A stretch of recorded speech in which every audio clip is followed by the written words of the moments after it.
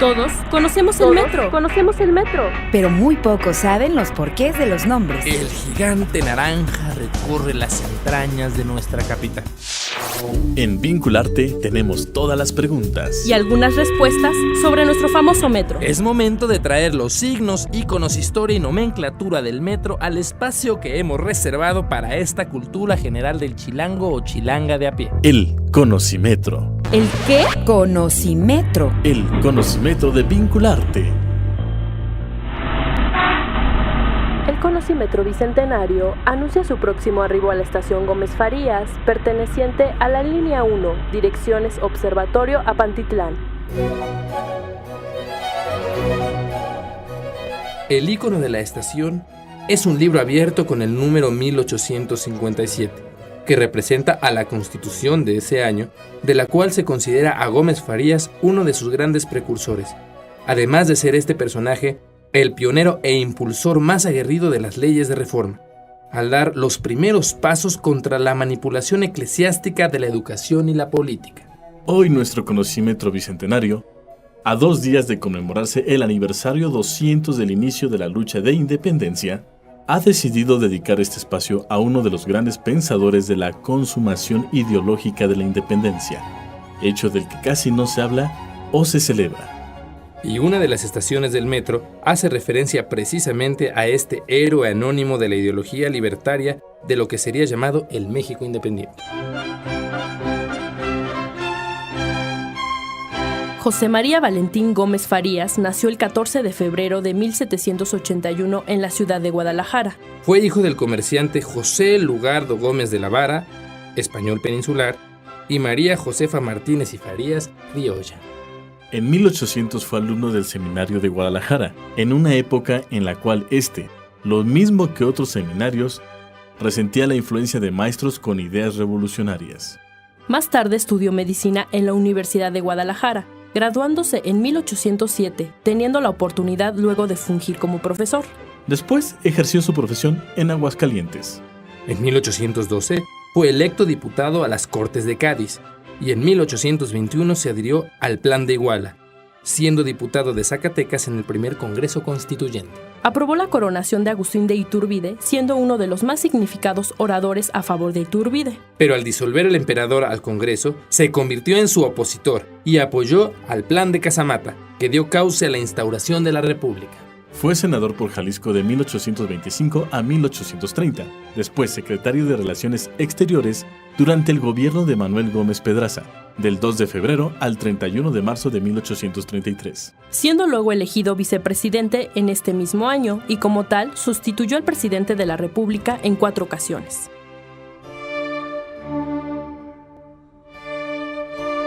Durante estos interinatos, Gómez Farías enfrentó conflictos del clero y los centralistas conservadores, así como una epidemia de cólera que causó muertes por decenas de miles. Mientras tanto, una convención de colonos en Texas redactaron peticiones al gobierno mexicano para abolir la prohibición de entrada de angloamericanos al territorio, títulos para los ilegales y la separación de Texas de Coahuila. En enero de 1833, durante difíciles momentos, Stephen F. Austin viajó a la Ciudad de México para realizar la solicitud de los colonos tejanos.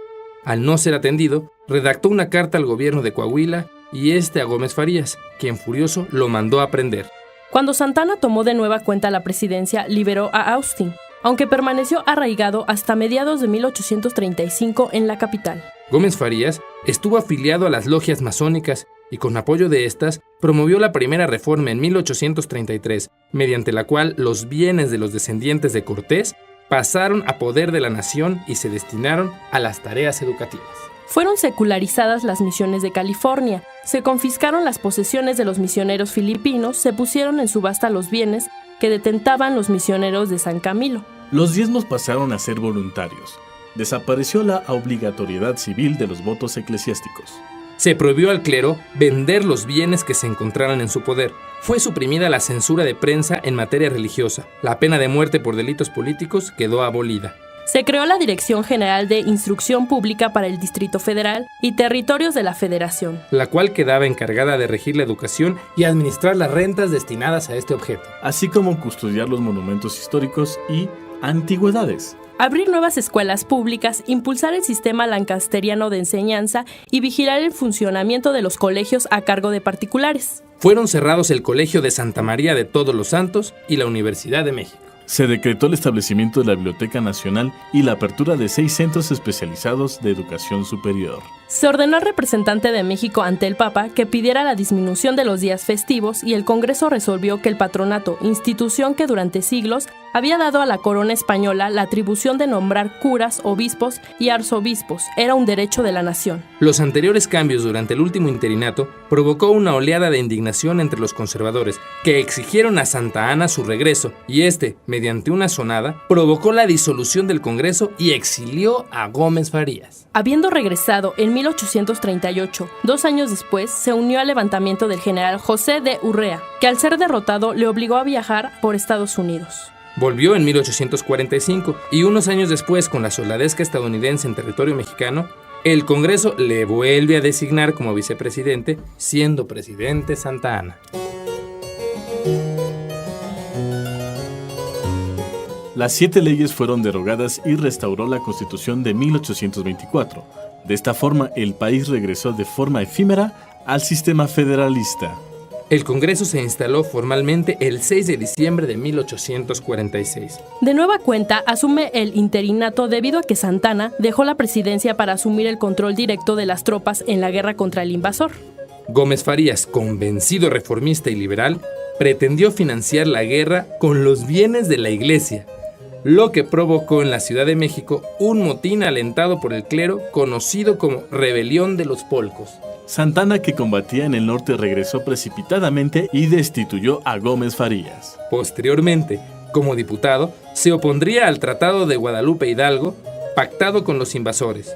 En 1852 es derrotado en su contienda por la presidencia de la República. En 1853, Santa Anna volvió al poder e instauró el corto periodo conocido como Dictadura de Santa Anna. En 1855, Gómez Farías es elegido presidente de la Junta de Representantes de Plan de Ayutla, mediante la cual se pudo derrocar al régimen santanista. En 1856 fue electo diputado por Jalisco al Congreso y poco más tarde elegido presidente del mismo. Este fue el Congreso que elaboró la Constitución de 1857. El 5 de febrero de 1857, Valentín Gómez Farías, en el sitio de honor como presidente de la Cámara, vio con gran satisfacción que su trabajo, sus exilios y fatigas no habían sido en vano. Ese día se firmó la Constitución Federal de los Estados Unidos Mexicanos de 1857. Presidió el acto de proclamación arrodillado delante del documento, le juró fidelidad y fue el primero en firmarlo. Acto seguido, 100 diputados prestaron el juramento y depositaron el volumen en las manos de Ignacio Comonfort.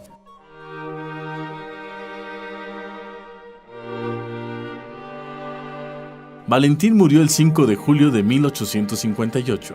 Al fallecer, la iglesia le negó cristiana sepultura y su cuerpo tuvo que ser sepultado en la huerta de la casa de su hija en Mixcoac. Las pugnas entre conservadores y liberales continuaron, mediante la promulgación del Plan de Tacubaya que hicieron los conservadores. Se desencadenó la Guerra de Reforma. Desafortunadamente, Gómez Farías no sobrevivió para ver en 1867 el logro de la República restaurada. En julio de 1933, sus restos fueron trasladados a la Rotonda de las Personas Ilustres. Gómez Farías fue uno de los grandes maestros, como lo fue Benito Juárez de la Logia de Corriente Yorquina. Exactamente, su periodo de gran maestro fue de 1846-1847. Por destacados miembros de esta logia, como Gómez Farías y Juárez, México tiene las leyes de reforma. No te quedes callado. Estamos esperándote en el chat de Código DF. En directo. En vivo. Deja que tus palabras vayan de tu teclado a nuestro micrófono. Conéctate a nuestro chat.